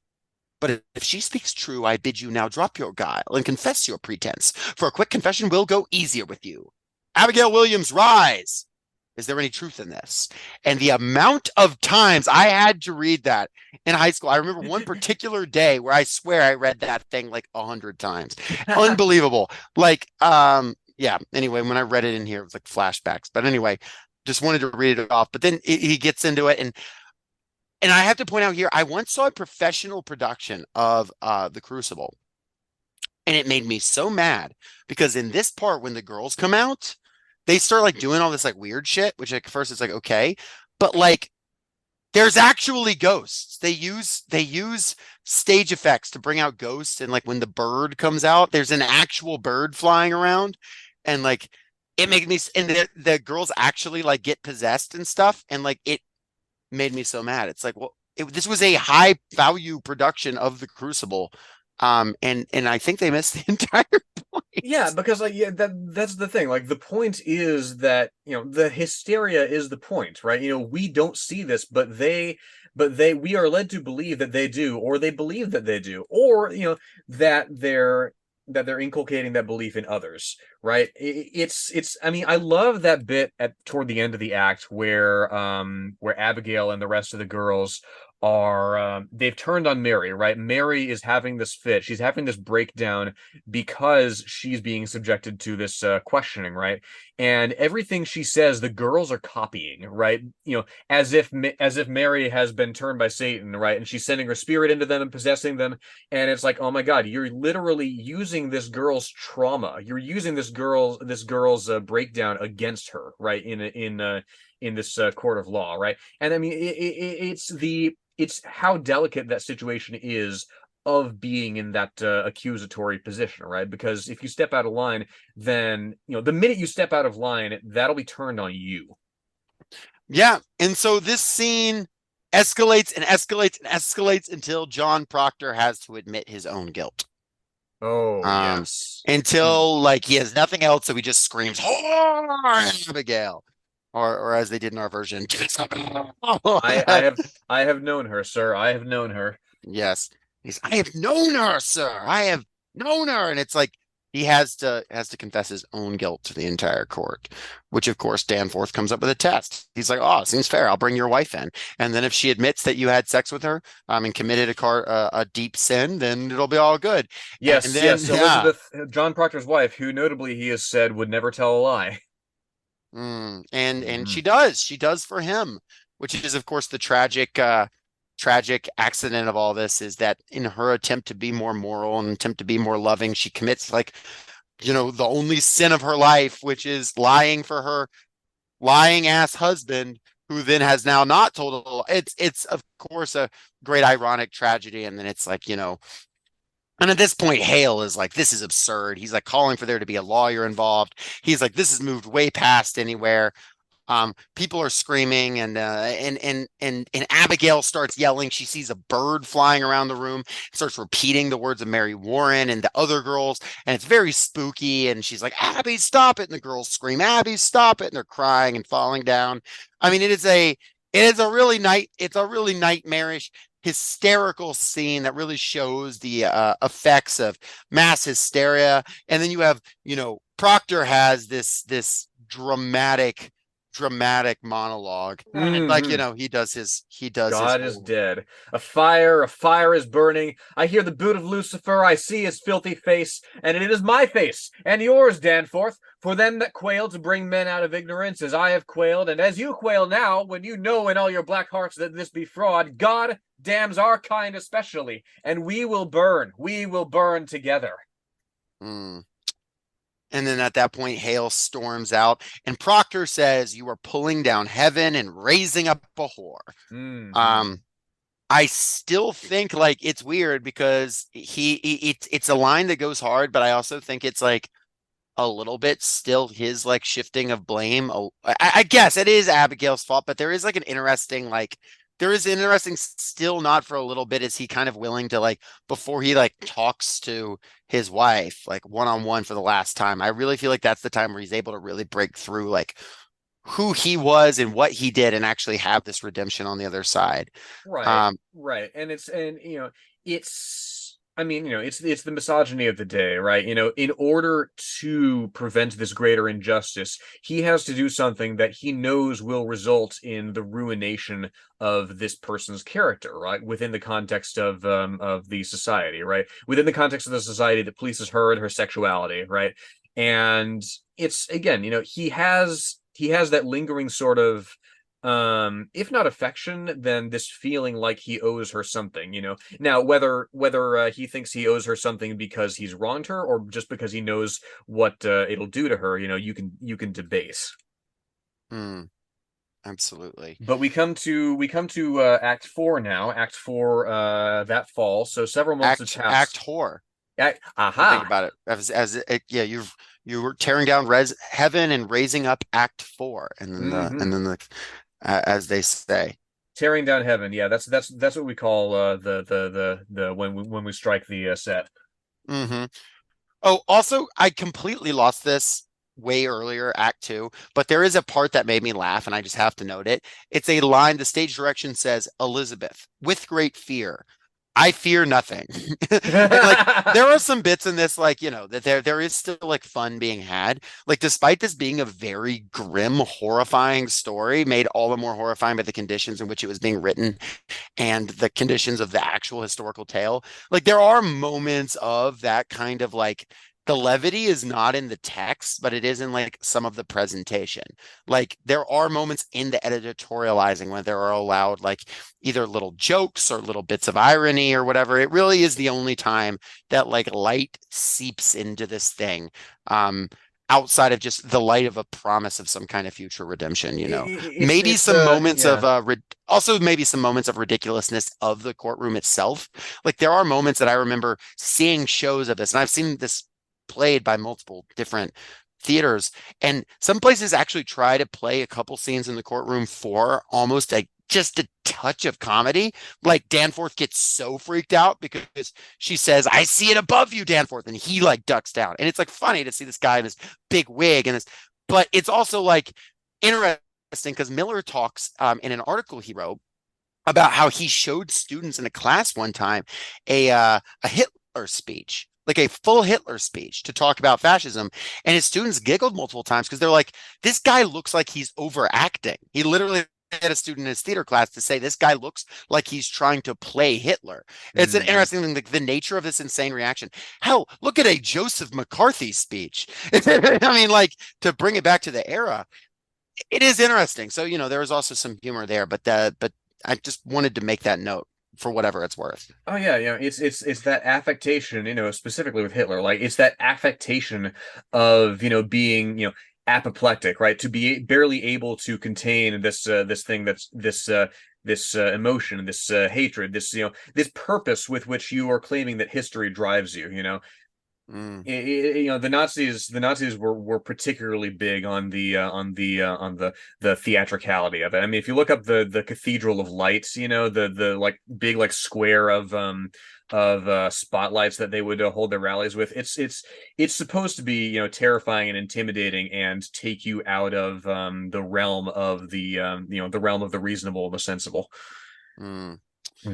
So the last act is basically the ruling class of this town, Paris and Danforth and Hawthorne, getting together, and they're like, so we may be on the verge of complete social collapse. There are cows just walking the streets without anyone to tend them, crops rotting in the fields, children without parents. There's People a rebellion are angry against the court over in the next township. Yeah, I was gonna know, and I thought that was interesting, right? It also shows that this is not irresistible, right? This is not a act of a unimpeachable elite. This is an elite that actually actively can be resisted, actively can be organized against, actively can be overthrown. In fact, the very fact that they have to beg these people for confessions is because they realize with every act of extreme brutality, they delegitimize themselves. They can do some brutality to scare people, but it actually has diminishing returns, which is just true about authoritarian regimes. And that's what Joseph McCarthy ended up ruining himself in the same way. He kept going after bigger and bigger targets. He got I mean, too big for his britches, as some people would The describe. military, yeah. Yeah, he decided to go after the military. And I mean, obviously that's a little different than going after somebody like Rebecca Nurse, but in the same sense of like, this is a target that you cannot hit. But that's the nature of reaction. Reaction cannot stop, or it wouldn't be reactionary. It's going to keep on going and consuming and burning until the fire burns out or it runs up against a wall it can't reach. And in this Yeah. case, it's the wall of resistance. Yeah, and indeed, you get to the point where the people perpetuating this do genuinely believe that that I mean, again, as I said with Hale, they tie up their legitimacy in something fundamentally illegitimate, right? Danforth, you misunderstand, sir. I cannot pardon these when 12 are already hanged for the same crime. It is not just, Yeah. because justice has been construed to this particular end. Mm-hmm. Yeah. Meanwhile, like Paris is like, I hate these people more than any of the other ones, but it could be bad. Like there are people talking about assassinating me. Like he's dealing with that. At this point, also Abigail has disappeared. Her and some of the girls have just like run off. They're like, okay, yeah, we've lost the plot here. They take off. And we don't really know where they go. We don't know what becomes of them. And then they no longer it's interesting. Abigail serves as this antagonist up till now, but because the struggle is so much within Proctor, without the antagonist, it's actually able to be resolved. It's not like, oh, Abigail is defeated or Abigail wins. This thing has spiraled out of control of anybody, but beyond anybody's imagination. Abigail doesn't get to have John Proctor. Abigail doesn't actually get to kill the one person she intended to kill. Nor does she end up having a good time. There is a scene in the text that the author himself later dropped from it or disavowed, or is it in your edition? You're talking about Act 2, Scene 2? Act 2, Scene 2, yes. It's at the end of my edition as like an afternote. Yeah, same. We agree on the editions we read beforehand, dear listeners. Totally. But yeah, it's where Abigail meets John in the woods before all the trials start kicking off, and she is like, "Yeah, I'm totally going to be with you once this is all over." What do you? There's probably a specific answer to this. What do you make of Arthur Miller dropping this? Because I think the ambiguity that we get from losing that scene is more powerful than just having Abigail say it straight up.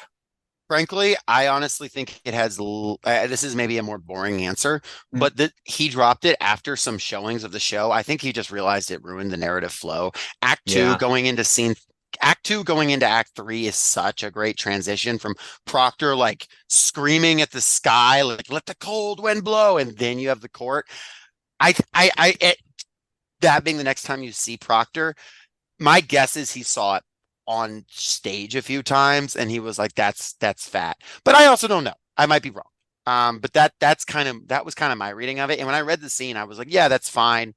I also just think like for flow's purpose, it looks better. It looks better if you jump straight into Hawthorne saying, "How do you know you're not a witch?" Like it's a better stuff. But yeah, it's I mean, I do like the I mean, we've come to these conclusions that we've come to about Abigail without the benefit of the text. But I mean, I do genuinely, and I mean, it's a testament to Miller's strength as a writer. Of course, she has this monologue here that I love that basically spells out everything we've said about her. Yeah, go for it. You taught me goodness, she says. Therefore, you are good. It were a fire you walked me through, and all my ignorance was burned away. It were a fire, John. We lay in fire, and from that night no woman dare call me wicked any more. But I knew my answer. I used to weep for my sins when the wind lifted up my skirts and blushed for shame because some old Rebecca called me loose. And then you burned my ignorance away. She's again, not a relationship that we approve of, but nevertheless one that sort of makes the scales fall from her eyes. One from which Buffy, right, she wakes up from her first time and is like, wait a minute, I'm the same person that I always was. I've just indulged in this thing that people have said is bad and scary and that I actually had fun with. Yeah. And unfortunately, due to the structure of the society that leads to the violence that arises. I also like notably here, going into Act 4, I want to bring it back around to Hale a little bit, Reverend Hale, because he has quit the court. He actually goes for like a couple months just away because there's some months between Acts 3 and 4. He's like, fuck this noise. I'm going like Jesus into the wilderness to figure this out. And he comes back and he just says, everybody just confess. This whole thing is bullshit. It's fine. Lie, ruin your good name, sell out your neighbor, whatever. Once again, spot the liberal. Right? Because Hale is saying, and I'm not saying that there's no and I'm not saying like some kind of sense of like if you're asked, hey, say you did something and like whatever, you'll get away. It's not about the moralism of whether like lying to get away with something is right, but it's notable that that John Proctor will need to not only sell out himself, he also needs to sell out his neighbors. He needs to sell out the people who are going to the news. He needs to sell out other people in the town to get his freedom, as people were doing during the Red Scare, going before the House of Un-American Activities Committee and saying, he's a communist, I repent my sins. And again, this is Arthur Miller, like he's not going to do that. He's not going to speak for other people. He can only speak for his own sins. And he literally didn't. Like it's actually very rare that you get to see. It's very funny that this book was written actually before Arthur did what John Proctor did, basically here. It's remarkable, actually. And I wonder if Miller was on the stand like, well, I can't sell people out now. I wrote the book, man. He's like, damn it. I got to go to jail, I guess. Like, it's like I don't know what's going through his head, but it is funny to imagine. But Hale I do. What? You do? Oh, yeah. Yeah, he and I talked about it the other day. Okay, solid. Well, you seem to be conjuring witches, which we're going to have a conversation with the local court about this afterwards. Yeah, we'll get to that. They got a backlog. I saw Goody Olson with but no, Hale has this part where he's talking to Elizabeth and he's like, just get your husband to talk. Like, and he said, and this is, him saying, let you not mistake your duty as I mistook my own. I came into this village like a bridegroom to his beloved, bearing gifts of high religion. The very crowns of holy law I brought, and what I touched with my bright confidence, it died. And where I turned the eye of my great faith, blood flowed up. Beware, Goody Proctor, cleave to no faith when faith brings blood. It is mistaken law that leads you to sacrifice. Life, woman, life is God's most precious gift. No principle, however glorious, may justify the taking of it. And he goes on and he's saying, and it's interesting because at this moment, this is Hale's redemption, in the sense of he is repenting of his sins.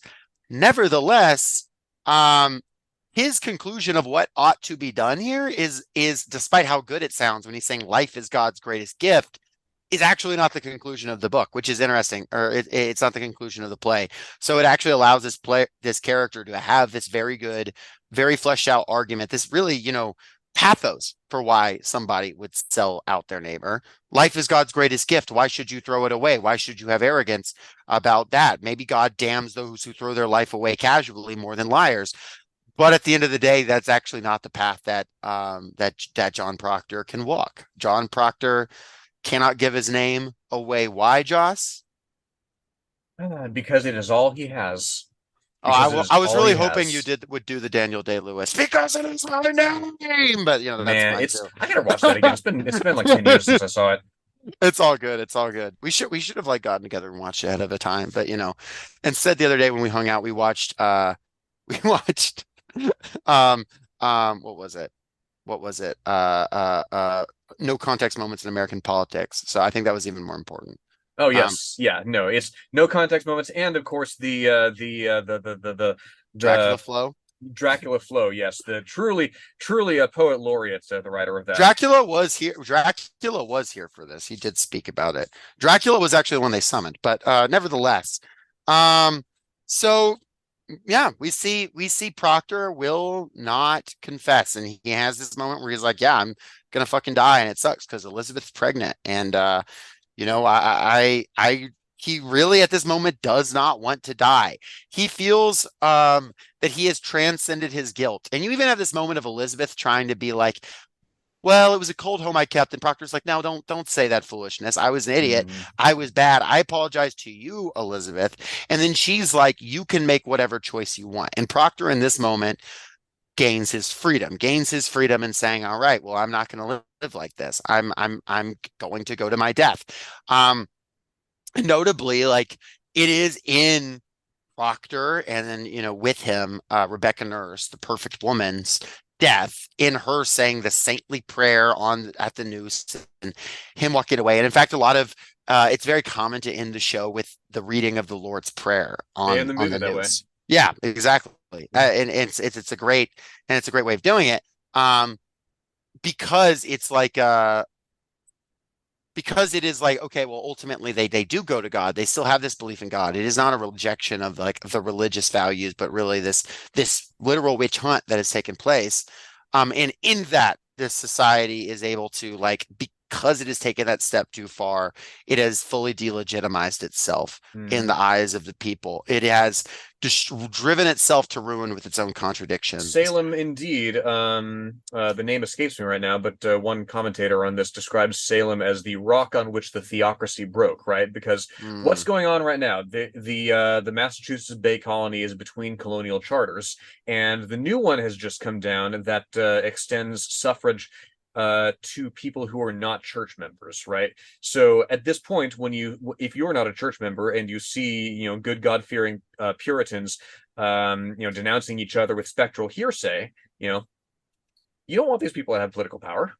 And it's notable, Proctor gets to have his, final moment of declaration of victory, where he's saying, give them no tears, show a stony heart and sink them with it. And he lifts up his wife and he kisses her, it says, with great passion. They have this moment of rekindled romance and love. And he says, and I love this, you have made your magic now, for now I do think I see some shred of goodness in John Proctor. Not enough to weave a banner with, but white enough to keep it from such dogs. And I love that. Like, he's like, well, and Elizabeth's last line is saying he has his goodness now. God forbid I take it from him. And as like they're walking off stage, Rebecca Nurse, I actually like, because Rebecca Nurse has never fallen down to these people's length. Her last line in the show, and I think this is notable, she said, she's like kind of like joking and saying, I've had no breakfast, like getting taken, like she knows she's going to her eternal reward. Like, and I also like kind of appreciate that as well. Like, I guess Rebecca's case, Rebecca would just be like the perfect partisan who gets executed, or something like that. Like she, staunch, steadfast from the beginning, but, and so it concludes, and there is I don't know if your edition has the echoes down the corridor. Does it have that in it? It's like an afterword. It has the afterword where it says, Yep. It does. Yeah. Paris was voted from office. Legend has it Abigail turned up as a prostitute in Boston. 20 years after the last execution, the government awarded compensation. So true. Yeah. It talks about that. Elizabeth Proctor married again. And this part is actually all and this is all just correct. This is all historical fact here, what happened. And the truth is, we don't know what happened to Abigail Williams. We don't know what happened to all these people, but we know some of them, got to live comfortable lives. We also know some of the accusers got payouts because they accused their own family members. Yes. And so it goes, because that's history. But there are lessons to be drawn, no doubt. And there were lessons in that day, and there were lessons no doubt in this day. I mean, I know we've not reached the levels of Red Scare that were reached in the 50s, but we by all means could. There is certainly this sentiment in the United States right now growing against those who would speak for justice, who would speak against imperialism. It's always existed, but it is heating up. There's been, slanderous attacks against independent press, slanderous attacks, especially on places like college campuses, getting people fired from jobs, coming for people, getting actors removed from their, people like Susan Sarandon or whatever, getting fired from jobs for supporting Palestine. Literally saying students getting removed from, schools. It's quite concerning. I saw just today that NYU basically revoked this girl's scholarship because she tore down an Israeli propaganda poster on her campus. Exactly. Yes. And has smeared her name. This is a thing that can reemerge because that's the nature of reaction. But it is also worth noting that the reaction of Salem, the rabid insanity, them was so delegitimizing that Paris was removed from power, that it broke the society itself. And Salem at its time was just a little town. It was a town that could then just, okay, well, the culture around it could zip on in. But if we saw a Salem on a national, international scale, it would necessarily have to be replaced with an entirely new system, an entirely new world. And it's only through organization, education, and understanding of the possibility of building a world beyond that that we can have no more Salems. But I do fear that we will see a great witch hunt in the coming years. Yes. And we got to decide which side we're on. Well, yes, and I mean, notably, the was it on Breakthrough News or was it on the Socialist Program, right? Where somebody, you know what I'm talking about? Somebody called in and it was like, "Hey, I'm worried about being an open socialist at my job," right? What was Brian Becker's response? His response was, "Look, he said when the government starts firing people openly for being socialists, we will be close to having won," was something along those lines. Yes, exactly. And that's the thing, there will be horror, there will be insanity. People will feel like they're being gaslit because they are. They're being told by the president that I saw the firsthand evidence of 40 babies beheaded. They're being told outright lies about a people struggling for national liberation, and that people will win their national liberation there, and people will win national liberation here in all their various nations. There will be plenty of horror, and there will be plenty of violence, and there will be plenty of trauma to get to that point, but that point will be gotten to. I saw Goody Proctor with Hamas. They were in the woods. They were building rockets. Goody Proctor actually ran up to a Merkava tank and just planted a bomb on it and ran away. Mm-hmm. That's the alternate ending. He wasn't allowed to publish that. It's similar to how The Jungle, a lot of people took out the last few socialist chapters. It had a national liberation struggle. So stupid. The bits will get worse until morale improves. Well, that's my main thoughts, and I loved revisiting this. It's fun to bring back, memories of a show that I have, this personal experience with. I can now approach from a more mature political perspective and just mature perspective in general. I can, I can have fun thinking about all that, and I can also have fun, we can have fun talking about theater, which is a sort of a new addition, a new little thing in the mix. So and certainly not the last. Certainly not the last. I would love to talk about the first and only play that I ever directed was I tend to jump into things with both feet without really considering the full ramifications of what I'm taking on. So the first and only play that I ever directed was fucking The Spanish Tragedy by Thomas Kidd. I did not know that. What the hell? In my senior year of college, it was a trip, and I would love to talk about that play at some point in the future because there's a lot to unpack there in terms of institutional failure. Yeah, no, there's any number of plays we could do. I always thought the first play we do on this podcast would be Macbeth because I'm fucking obsessed with Macbeth.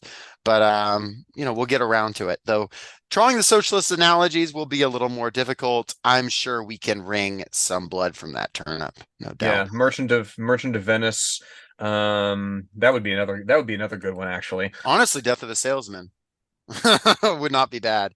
I'll add it to the list. There is a list, folks. There is a list. We're really good at following it. In our own way.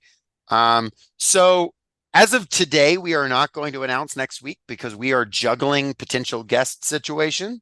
But as soon as I have something locked in, I will announce it on our social media at Socialist Shelf or Socialist Shelf Podcast on Twitter and Instagram, and I guess Blue Sky as well, even though I don't really know that anyone's doing that anymore. I've thrown around the idea in my head of putting together a website, but I don't know that people actually visit websites. So, maybe that'll be a thing. And if it's not a thing, you're hallucinating this. The devil made you hear it.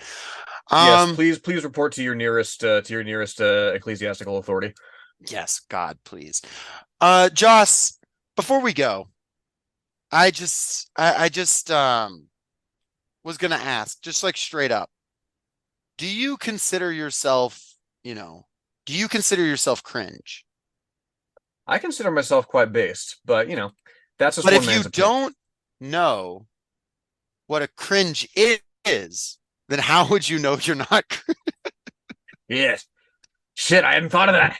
There are several times throughout the play where they say base, which I know that means like lower, but I'm just like, God, my brain is fried. Like they were like, this base debauchery. You think me base? I never accuse you of being based. Honestly, thank God that that had not really entered popular vernacular when I was in high school and doing this show, because we would have not been able to hold it together as a bunch of like 15, 16-year-olds reading these lines. I mean, we barely managed to get through yelling Jezebel at our classmates. So like, but also I guess I'll close it out on one more story from my days as Governor Danforth, and hopefully this will be a useful analogy of some kind. We were doing our last show of the Crucible, and we were not going to get to do another one, but they decided to do one more show. Our teacher, in fact, like helped pay to get this venue for us because we had been so successful, and we wanted to do the full thing without the shortened bits because we had done the competition version. We wanted to do all of it. We needed a bigger space, and it was a big space. It was beautiful, and it was a great show. And just as Governor Danforth rises to give that monologue that I read for you earlier, a hook from the top of the stage hooked my wig. No. And pulled it off of my head as I came down. And you know what I did? I yanked it down and I kind of tried to stay in character and acted all like, oh, this is all part of the whatever, and people laughed and I was like silence and whatever, trying to do all that. And remembering that, I think, and now thinking about this podcast today, not a lot has changed. I'm I'm doing the same thing now. And so if there's the proverbial wig slip at any point, I'm just gonna shove it back on my head and act like that was the plan the whole time. Yeah, just get it back on your head. Well, avoid witches and shove wigs. Have a good one. Peace out, y'all.